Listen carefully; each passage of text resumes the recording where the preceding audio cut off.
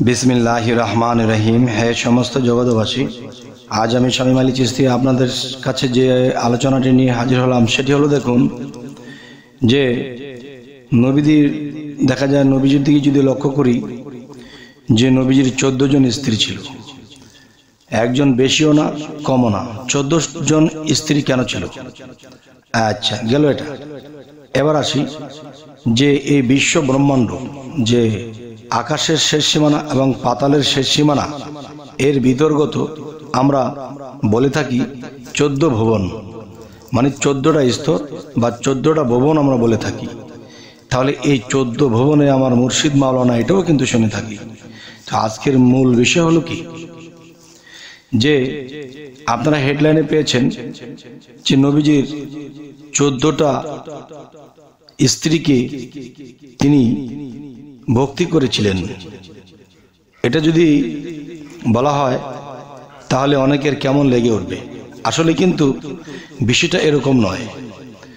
বিষয়টা কিরকম দেখেন, বিষয়টা হলো, দেখেন যে আল্লাহর একটা বিষয় হলো যে আল্লাহ জাত আর সৃষ্টি, যে মুহাম্মদ থেকে সমস্ত কিছু সৃষ্টি হয়েছে, সমস্ত সৃষ্টি হলো সিফাত। এখন জাত কি এবং সিফাত কি? যে জাত হলো, যে জাত দিয়ে যেটা বোঝানো হয়েছে সেটা হলো পুরুষ শক্তি, এবং সিফাত দিয়ে যেটা বোঝানো হয়েছে সেটা হলো নারী শক্তি।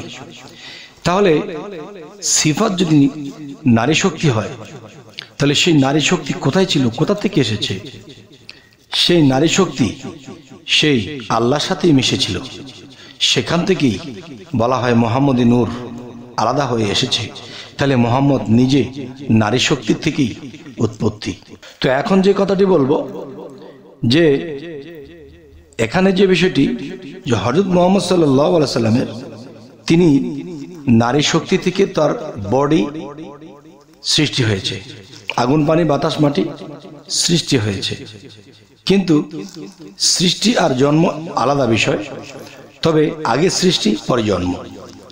তাই বলবো যে মুহাম্মদ সাল্লাল্লাহু আলাইহি সাল্লামের ভিতরে আত্মা রূপে যিনি, তিনি কিন্তু দেখা যায় জাত, আর যে দেহটা সিফাত, এই জাত সিফাতেই চলছে খেলা।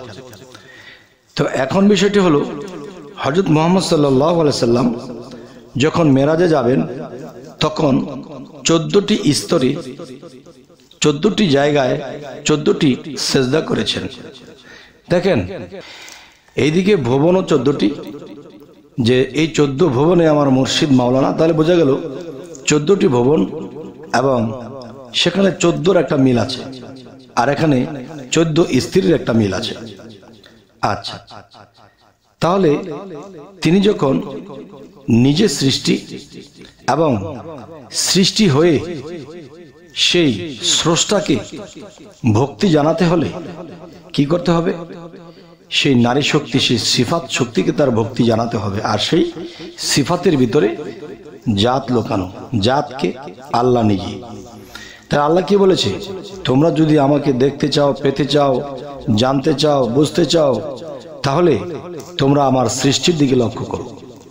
তাহলে সৃষ্টির দিকে লক্ষ্য করলে আমরা সেই স্রষ্টার খবর পেয়ে যাব। এই কথাটি যদি আল্লাহ কোরআনে বলে থাকে যে তোমরা আমার সৃষ্টির দিকে লক্ষ্য করো, তাহলে সৃষ্টি কি? দেখেন, সৃষ্টির দিকে লক্ষ্য করার মতো অনেকগুলো কায়দা কানুন আছে। যেমন দেখবেন যে একটা মুরগি তার বাচ্চাকে খাওয়াচ্ছে, টুকটুক করে খাওয়াচ্ছে, নিজে না খেয়ে এদেরকে খাওয়াচ্ছে। এমন একটি সময় আসে ঠোকর দিয়ে দেয়, চলে যা চলে যা, তোর নিজের খাওয়া নিজে খা। আচ্ছা, তাহলে এই যে আলোচনাটি, এটা নিজের জ্ঞান থেকে নিজে নিজেই বুঝতে হবে। এই যে আমি ঠকিয়ে ঠকিয়ে বলছি, কিন্তু এই ঠকানেতে কেউ বুঝবে, কেউ মন্তব্য করবে, কেউ ভালো লাগবে, কেউ খারাপ লাগবে। তাহলে কার ভালো লাগবে এবং কার খারাপ লাগবে এটা ভাবলে কিন্তু আলোচনা করা যাবে না। অবশ্যই এখান থেকে 100 মানুষের মধ্যে বা 1000 মানুষের মধ্যে কমপক্ষে অর্ধেক মানুষই এটা বুঝে নেওয়ার জ্ঞান রাখে। এখন কলিযুগ। তবে এখন আমি যে কথাটি আপনাদেরকে বলবো, যে যদি আমরা আল্লাহকে সেজদা দিতে হয়, তাহলে মসজিদ কিন্তু সৃষ্টি, কাবা শরীফ সৃষ্টি। তাহলে কাবাকে যেরকম সেজদা করা হয়নি, আল্লাহকে উদ্দেশ্যে করা হয়েছে, তেমনি যে মসজিদকে সেজদা করা হয়নি, মূলত আল্লাহকেই সেজদা করা হয়েছে। ঠিক তেমনি করে 14টা স্তরে বা 14 ভুবনেই হযরত মুহাম্মদ সাল্লাল্লাহু আলাইহি সাল্লাম সেজদা করেছেন, কিন্তু এখানে কিন্তু তিনি সেই সৃষ্টিকে সেজদা করেননি। যে আল্লাহর সুন্দর সৃষ্টি, যেমন সুন্দর বলতে নারী, সুন্দর প্রকৃতি, সুন্দর পৃথিবী, তাহলে এগুলো তো সুন্দর, যে আল্লাহ তো সুন্দর করে বানিয়েছে, এত ভালো লেগেছে, এত ভক্তি জেগেছে। সে ভক্তি থেকে সে সৃষ্টির মধ্যে যখন সেজদা করেছে যে হে আল্লাহ তোমার সৃষ্টি কত সুন্দর, এরকম সুন্দরের মধ্যে একমাত্র নারীই সুন্দর। তাহলে যে সেজদা যে করেছিল সেই সৃষ্টির দিকে যদি উপলব্ধি করেও কিন্তু অন্তরের মধ্যে কি যে সেই সেজদাটা সে নিজের সিফাত হয়ে সেই জাতকে দিচ্ছে, সেই সৃষ্টির মধ্যেও আল্লাহ আছে। তাই বলবো হে সমস্ত জগৎবাসী, যে এই বিশ্ব ব্রহ্মাণ্ডর ভিতরে যা কিছু আছে তাই নিয়ে কিন্তু 14টি স্তর বা 14টি ভুবন।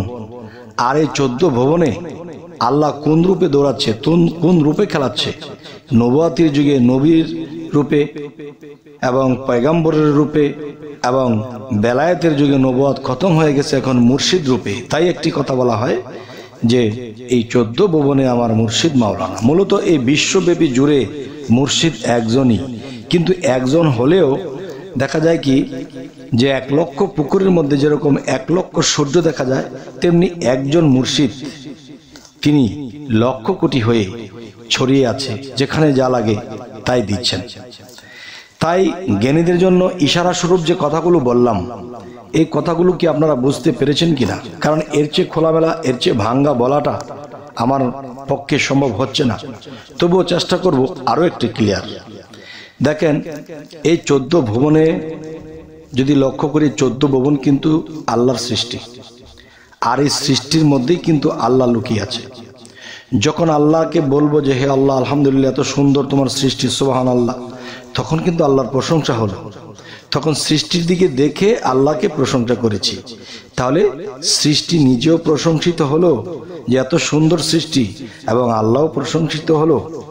তাই বলবো হে সমস্ত জগৎবাসী, যে সেই সৃষ্টির মধ্যে কোনো একটা রূপ বলতে কি, যেমন প্রত্যেকটা জিনিসের একটা ভাগ ভাগ করে একটা মালিক সিস্টেম করে দেওয়া হয়েছে। তুমি এই স্তরের রক্ষণাবেক্ষণা, তুমি সেই স্তরের রক্ষণাবেক্ষণা, এরকম রূপে এরকম ব্যক্তিতে আছে, তাদের সাথে সে আল্লাহই মিশে আছে। তখন সেখানে যখন সেজদা করা হয়েছে, সে মুহাম্মদ সেজদা করেছিলেন, সেখানে কিন্তু রাসূল সেজদা করেন নাই। রাসূল আর মুহাম্মদ কিন্তু এক বিষয় নয়। যেমন রাসূল সৃষ্টি, মুহাম্মদ জন্ম। তাহলে জন্ম আর সৃষ্টি যদি আমরা না বুঝি, তাহলে আমাদের এই আলোচনায় প্যাঁচ লাগবে। তাহলে মুহাম্মদ সাল্লাল্লাহু আলাইহি সাল্লাম সেই সৃষ্টির দিকে ফিরে যখন সেজদা করেছিলেন, সেই সৃষ্টির মধ্যে আল্লাহ আছে। সেই সৃষ্টির মধ্যে আল্লাহ থেকে মুহাম্মদ সাল্লাল্লাহু আলাইহি সাল্লামের এই 14 ভুবনের 14টি সেজদা আল্লাহ নিলেন। তবে এখানে যে রূপরেখা, সেখানে যাওয়া যাচ্ছে না। সেখানে অবশ্যই কেউ যদি সাধনা করে বা যার মুর্শিদের কাছে জিজ্ঞাসা করে সেখানে কোন রূপে কাকে সেজদা দিয়েছিল, কি উদ্দেশ্যে, তা কিন্তু দেখার বিষয়, বোঝার বিষয়। যাই হোক, আজকে ছোট করে আলোচনাটি করলাম। যদি আমাদের আলোচনা আপনাদের ভালো লাগে তো অবশ্যই সাবস্ক্রাইব করে নেবেন, পরবর্তীতে যেন ভালো আলোচনা দিতে পারি। তো সকলে ভালো থাকবেন। আল্লাহ হাফিজ।